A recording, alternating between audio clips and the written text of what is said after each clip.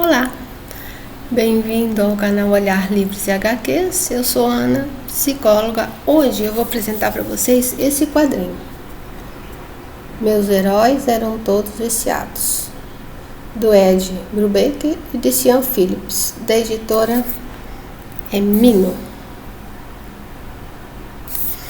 O que é esse quadrinho? A história, tá? Acontece com Ellie num centro de recuperação de dependentes químicos. Existe uma razão, um porquê dela estar ali, mas isso nós só saberemos nas últimas páginas do quadrinho. E ao mesmo tempo que ocorre essa história com ela, que tem um trama, né? Tem um drama ali. Ao mesmo tempo ela vai memorizando fases da vida dela, tá? Que é um resgate das suas memórias, principalmente da infância e pré-adolescência, e que no meu parecer, tá? É o mais interessante. A história que acontece com ela dentro da clínica é uma historinha, assim, né? Fica legal até pela surpresa que você tem no final.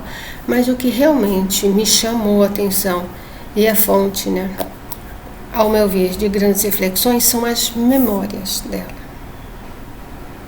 tá?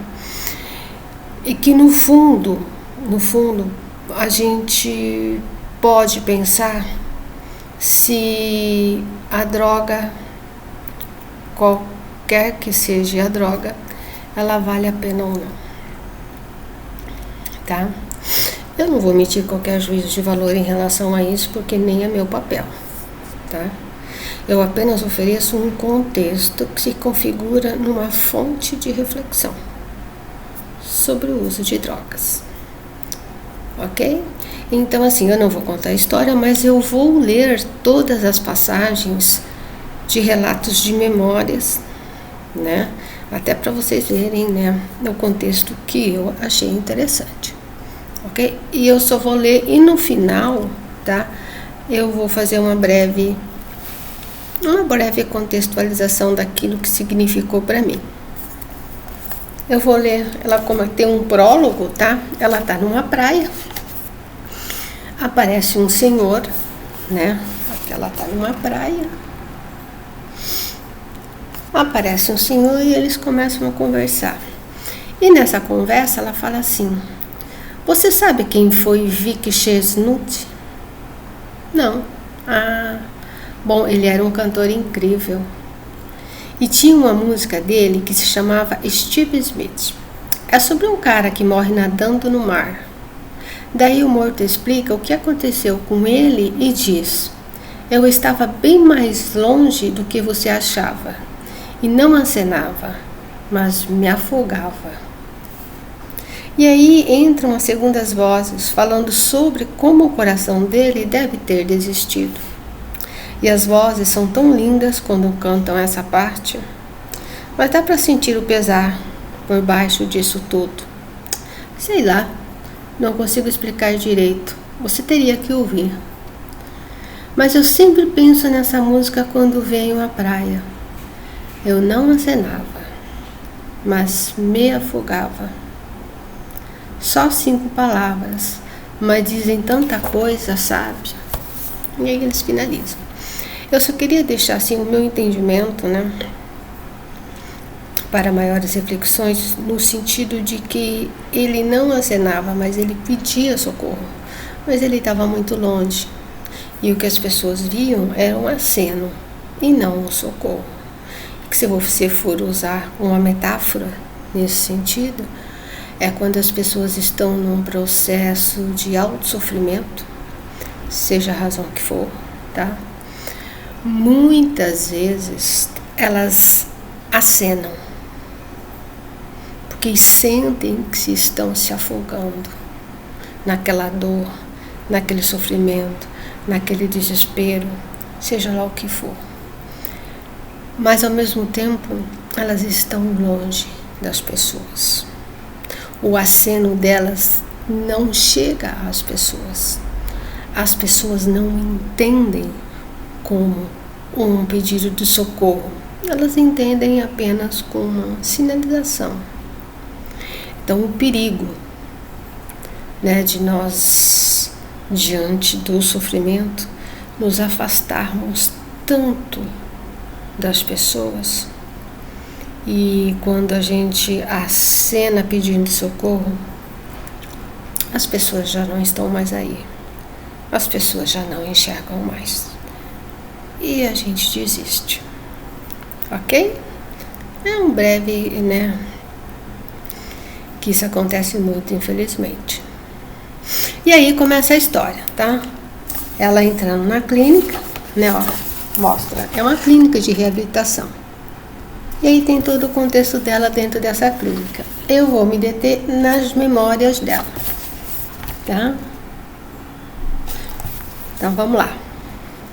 Mais ou menos um ano depois da minha mãe morrer, algum advogado mandou uma caixa com coisas dela.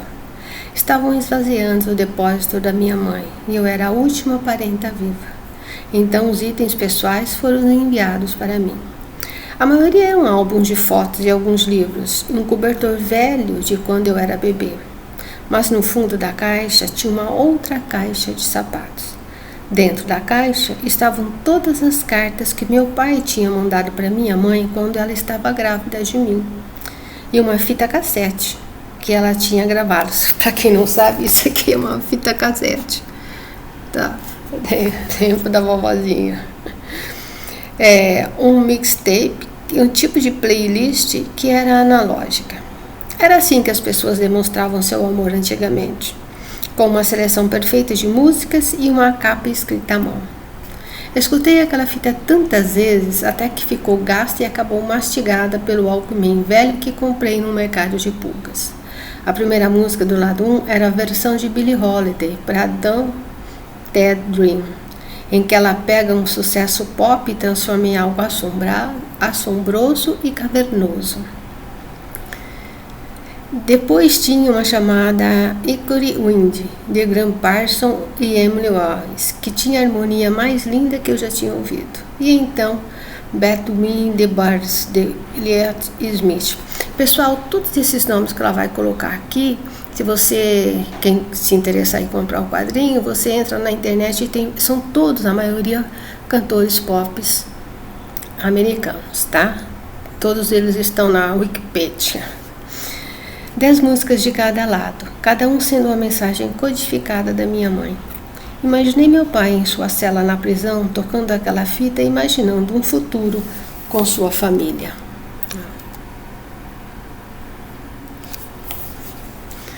Eu amava aquela fita, era como uma janela para uma vida que nunca viria a ter. Não sei quanto tempo levei para perceber que todas as músicas que a minha mãe escolheu tinham uma coisa em comum. Tinham sido todas gravadas por viciados em drogas.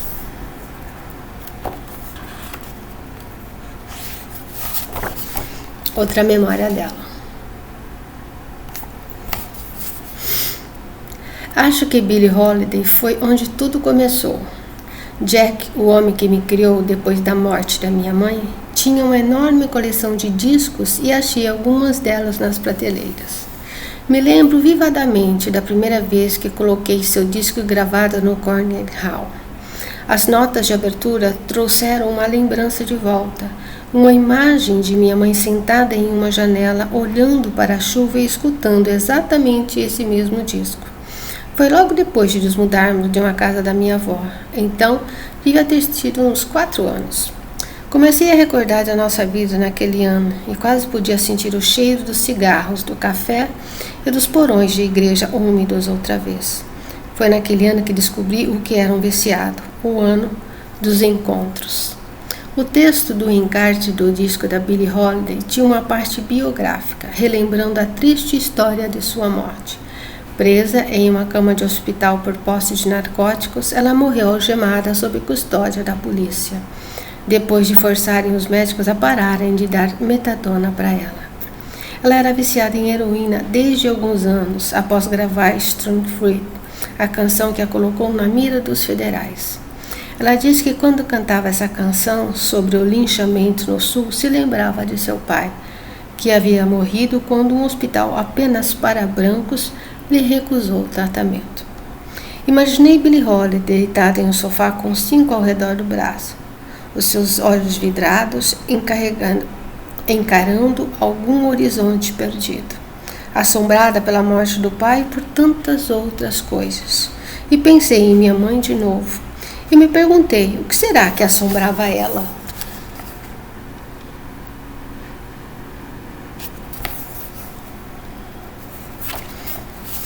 Aqui uma outra lembrança dela. Jack e eu costumávamos fazer essas viagens de carro em família quase todas as férias escolares. Certa vez, quando eu tinha uns 12 anos, eu o convenci a parar no Joshua Tree Room. Quando estávamos dando a entrada, perguntei se o quarto 8 estava disponível, mas já estava reservado.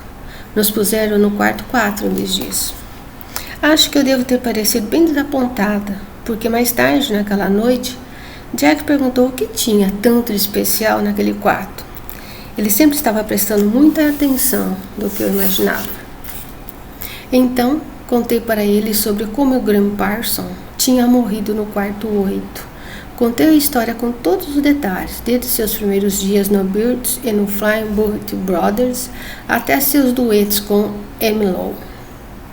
Falei sobre sua voz comovente e seu amor pela heroína, de como ele tinha morrido ali em 1973, sobre como sua namorada tinha tentado reanimá-lo colocando cubos de gelo na sua bunda. Aí contei a ele sobre como o melhor amigo de Gwen tinha roubado seu caixão no aeroporto e queimado seu corpo no deserto. Tinha sido o último desejo dele. Acho que eu estava no embalo quando cheguei ao fim da história, porque só continuei falando, indo até o fim da lista de meus trágicos heróis viciados. Judy Garland, Marilyn Monroe, Janis Joplin, Bowie e, claro, Montgomery Clift, Lenny Bruce. Todos esses nomes para os quais crianças da minha idade nem davam bola. Depois que eu terminei, Jack só ficou me olhando por um tempo, então ele disse: "Oh, menina", de um jeito que fez eu me sentir esquisita. Tipo, quase constrangida. E quase como se eu quisesse chorar, porque achei que ele tinha pena de mim.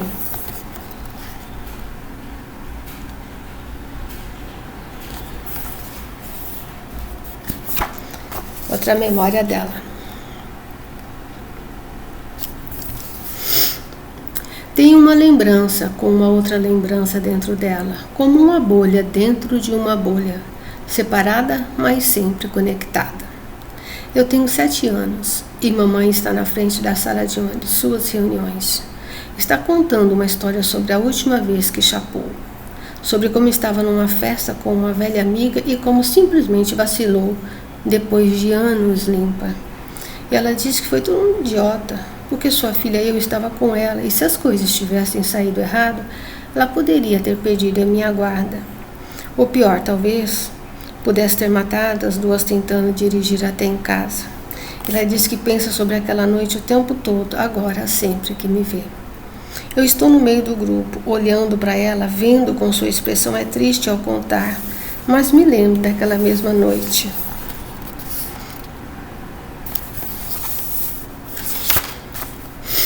Eu não tinha 4 anos e mamãe me pôs num quarto dos fundos quando a festa começou. Mas eu fui sorrateira até o banheiro e me escondi atrás da cortina do chuveiro. E não podia ficar tão perto de tantos adultos, fazendo coisas secretas de adultos e não espionar. Vi 2 homens se beijando, uma mulher bêbada vomitando, então voltando direto para a festa. E mamãe com suas amigas usando heroína. Aí posso ver os pequenos detalhes, a colher, o pedacinho de algodão, a chama, a agulha. E quando acabou, elas mais flutuavam que andavam, com minha mãe flutuando entre elas como os pássaros mais lindos que eu já tinha visto. Nunca vou me esquecer de como elas se moviam.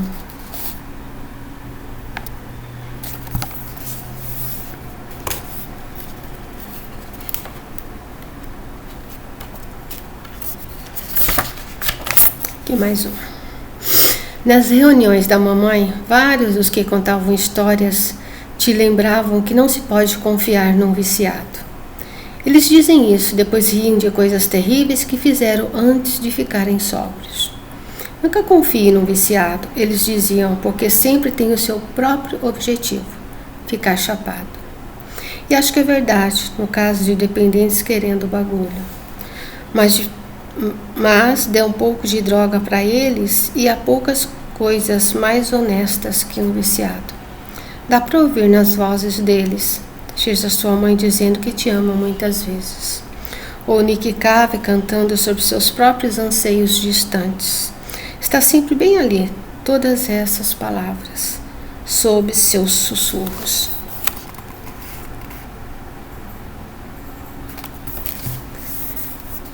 E agora finalizando as lembranças dela, tá? O quadrinho, a história, como eu disse, vai ficar para vocês, ok? E aqui as últimas lembranças dela. A última música no mix da minha mãe era de John Lennon, contando sobre a sua própria mãe. E acho que em algum cantinho da minha mente estou sempre escutando essa música, o grito primitivo de John Lennon, seu pesar. Talvez porque a dor dele expresse a minha própria, ou talvez porque ela conecte todas as outras, de algum modo. Todos esses pássaros lindos que rasgam suas almas para dividi-las conosco. Vamos lá. Elas são tão diferentes assim das vozes que eu vi naquelas salas com minha mãe. Elas são tão diferentes dela. Mamãe nunca me contou de onde vinham as cicatrizes dentro dela, mas acho que sei. Sinto como se fossem 1000 pequenos cortes ao redor do meu coração. São todas as coisas que fazem conosco e todas as coisas que fazemos. Todos os modos pelas quais podíamos ser puros, como a vida deveria ser. Como uma memória de que não se lembra bem, mas sabe que está lá. De quando o mundo era perfeito e só você conhecia o amor.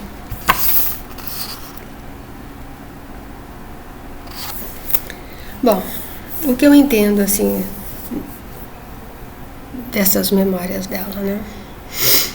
Eu entendo pouco sobre possíveis consequências das drogas no psiquismo humano, pois na minha trajetória na clínica eu não me deparei com esta realidade. Hoje eu sei pelos relatos de profissionais amigos, né, que estão atuando, que o consumo ele é muito grande hoje em dia, nas mais diferentes situações, desde as pessoas que consomem e dizem que se controlam, que não atrapalha, que faz bem, até as pessoas que se desestruturam. Perdem família, perdem relacionamentos, a vida vira um caos e o grande desejo é ficar fora delas, né? O que eu entendo é que qualquer substância, lícita ou ilícita, que envolva obscurecer os nossos 5 sentidos, é um perigo em potencial. Pois o psiquismo ele tem as suas próprias travas de segurança.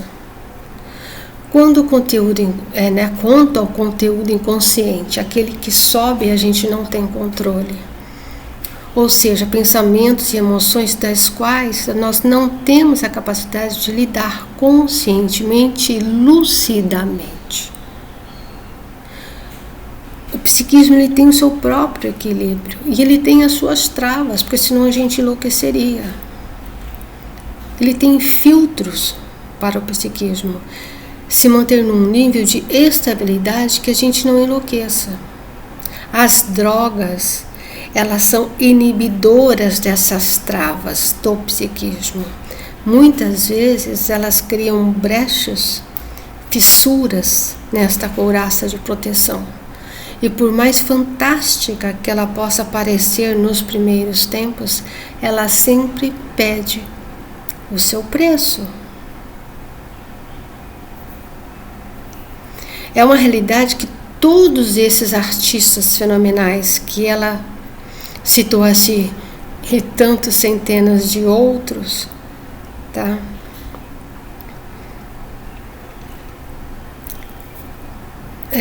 Usuários, né, de algum tipo de droga, eles abriram esses portais, sendo provavelmente responsável pela genialidade artística apresentada. Então, claro, existe relato dos grandes pintores, né, principalmente dos escritores e dos artistas a nível da música. Eles superam a humanidade. A genialidade deles aflora, né? É como se eles estivessem nas nuvens, andando como pássaros, e aquilo eles trazem aquela força, eles trazem aquela genialidade, seja a área em que eles estiverem. A história, a modernidade, a contemporaneidade está cheia de exemplos por aí, mas todos pagam um preço muito alto por isso, porque isso foge, entende, da questão da consciência do dia a dia. Quando eles estão com essa substância, a consciência do dia a dia, ela vai para o espaço, ela some.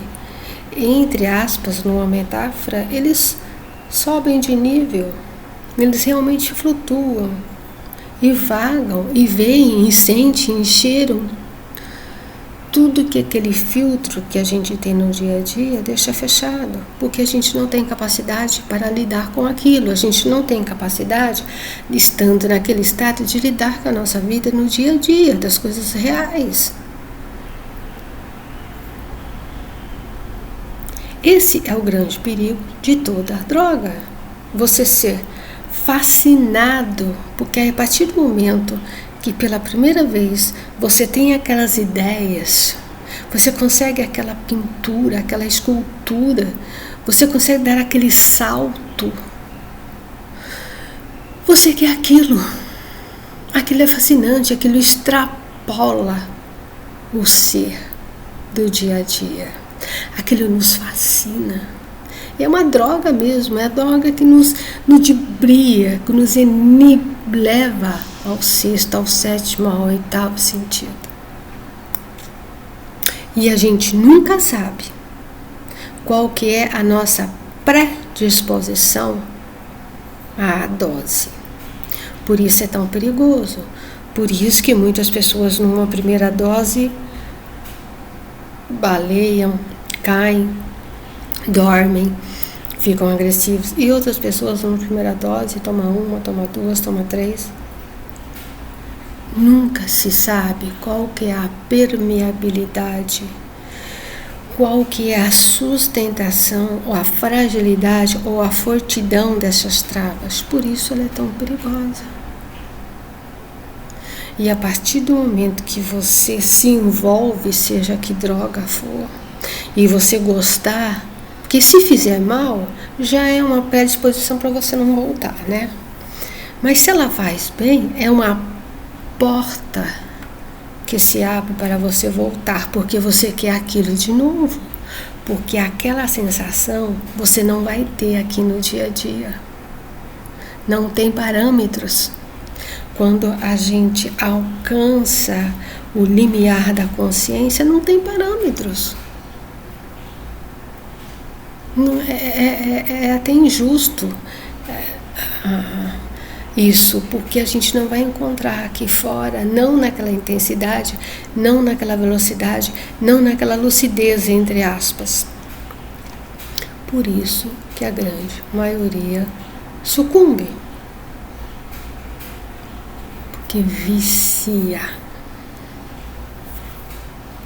Quero mais, eu quero mais, eu quero mais, e eu quero mais.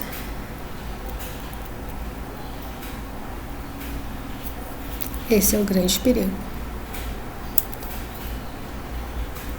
Sem qualquer contextualização social e religiosa. É psíquico. é dinâmica psíquica, é consciência, é lucidez.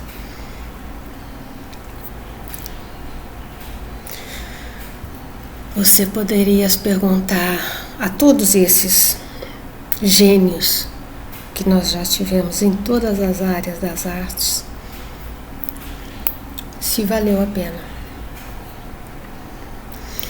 Eu lembro, faz muito tempo que eu era jovem, eu adorava, não, eu adoro, né, Raul Seixas, um gênio, né, uma coisa, esse que é quando você fala assim, um cara desse só devia estar em outro plano para ele compor o que ele compôs, e ele estava mesmo no outro plano. Mas eu lembro que no finalzinho, já nem lembro que época que é, eu namorava ainda, e ele veio fazer um show na minha cidade. E ele estava assim, se arrastando, porque ele estava já nos finais dele. E ele simplesmente não conseguiu. E aí você vê uma pessoa a qual você admira enquanto gênio, né, da música. Chegar naquele ponto, naquela situação, que às vezes a pessoa não sabe mais nem para onde ela vai, nem onde ela está, ela é arrastada. Você pode perguntar para essa pessoa, você poderia perguntar para essa pessoa se valeu a pena. Nós que estamos de fora, valeu, porque é óbvio, né? Você fica com aquele resultado daquela obra que te enaltece, que deixa a sua vida mais bela. Mas para eles, será que valeu a pena?